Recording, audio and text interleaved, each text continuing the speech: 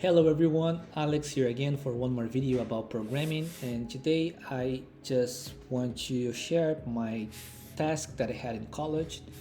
It was fun to train my Java skills. I am a beginner and it's really simple concepts about if statements and switch case. So let's start with the description of the task. So the task, it's a simple calculator program that I have to ask the user to input an arithmetic command along with the two numbers, for instance add, sub, and div. And for division, I must include a condition to verify if the second number is 0 to avoid errors and ensure to handle incorrect commands. So I started creating a scanner and I create a name of for this scanner, the word input, but it could be anything else. You name it. And the commands for the user actually do the calculation, addition, subtraction, and div.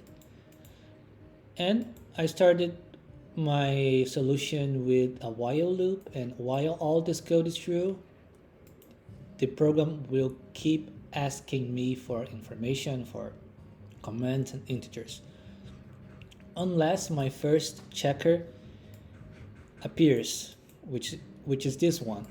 If I Let's say if I put add 5 5, let's make this bigger, add 10 and 5. So the program will keep asking me for commands. But however, if I type the word exit, the loop is done, the loop is finished. It's asking me for the other task in here. So an interesting thing in here, as we can see, the word in here is exit with the first letter being an uppercase one. In this case, I typed the full word with lowercase letters. So why this is happening here? It's because this fella, this exit dot equals ignore case. So it's ignoring whatever I type in here. Let's try to do it again. If I type like a mixed, like exit E and X uppercase and the other letters in lowercase, it's gonna work because this ignore case, ignore uppercase or lowercase. So this is really interesting. So, but if I type something else, like type 5 5, it's not gonna work. Only with the word exit, my code, the loop, it's gonna be done. It's gonna break the loop. All right. So this was my first checker. The second one is if the input dot has next int. So what does that mean? So I created here some comments. In Java, the exclamation mark is a unary logical negation operator.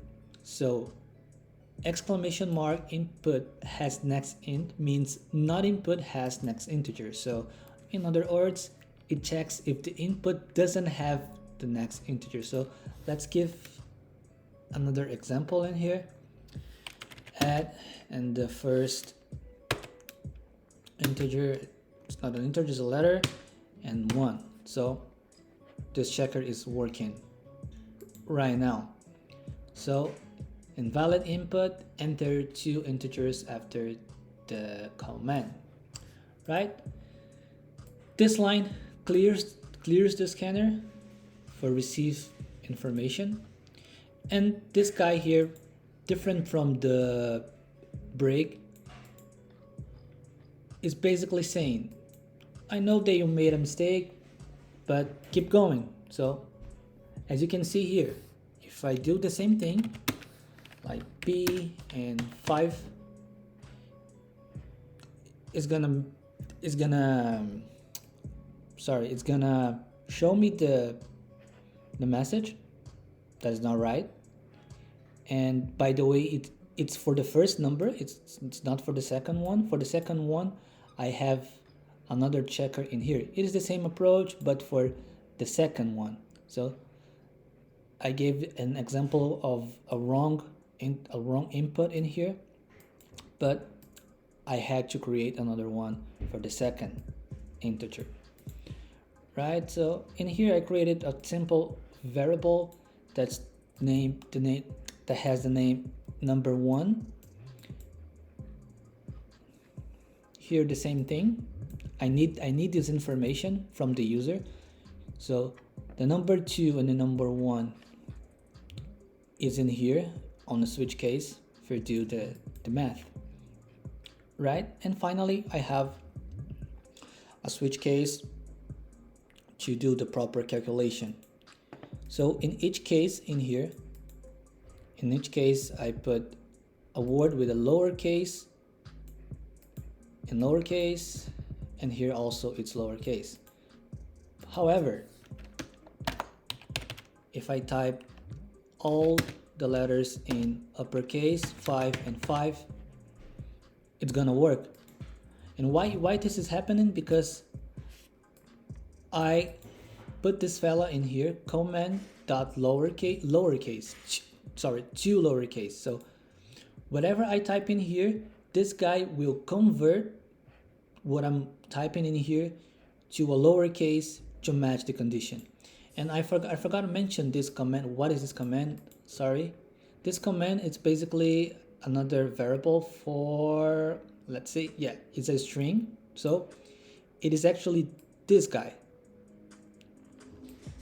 So I'm storing this guy, this information in the command. So that's why command dot to lowercase. So it's gonna convert whatever I type in here. So let's say the first letter, and in here 1 plus 5.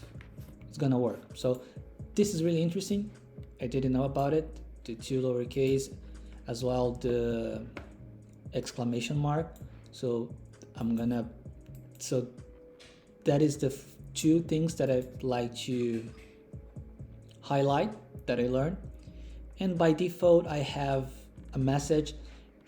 Let's say if I type Neymar in here, I support Santos and I'm pretty happy that we are in the final. So if I type Neymar in here, Neymar in here 5 by 5, by default it's gonna show me a message, invalid command, please use add sub and div. So that's it guys, it's working. It's a really useful, it's really simple by the way, but it's working. Oh, sorry, I'm just jumping to the final. I forgot to mention that. And the division, I have expression condition. So sorry, the video is not finished. So for division, include a condition to verify if the second number is 0 to avoid errors. So I forgot to mention that.